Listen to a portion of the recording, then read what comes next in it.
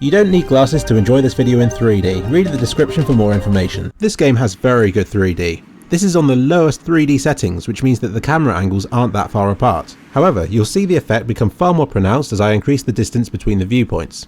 I don't know if you could make this out on YouTube, but at the lowest setting, it looks as though your character is a cardboard cutout in front of the screen.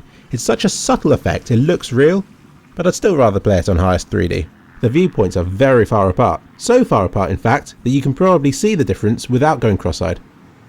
Now, I haven't really played this game before, so I'm going to be a bit rusty.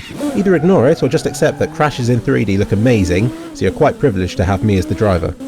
Yeah, now when you pick up speed, you really can see the 3D. The HUD pops out of the screen and so does the back of the bike.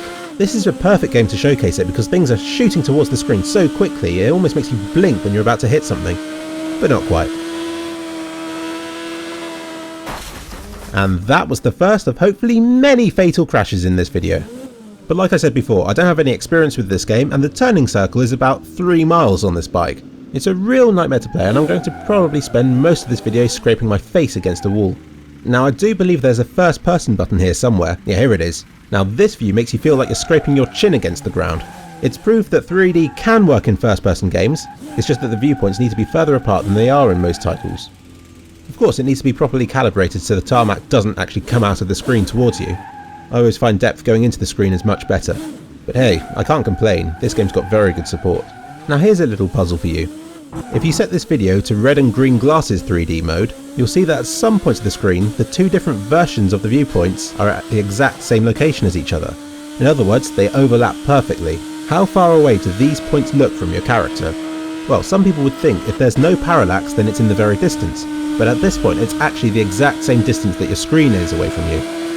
Things in the very distance have quite a lot of difference between the viewpoints, because you're almost looking into the monitor, so it's got to simulate a difference between the viewpoints. Ouch. And likewise, it's the opposite for things that are closer to you than the screen. Oh, what's that? You don't care? Okay, I'll stop talking about it. Now it appears as though I'm in some sort of race that I didn't sign up to do.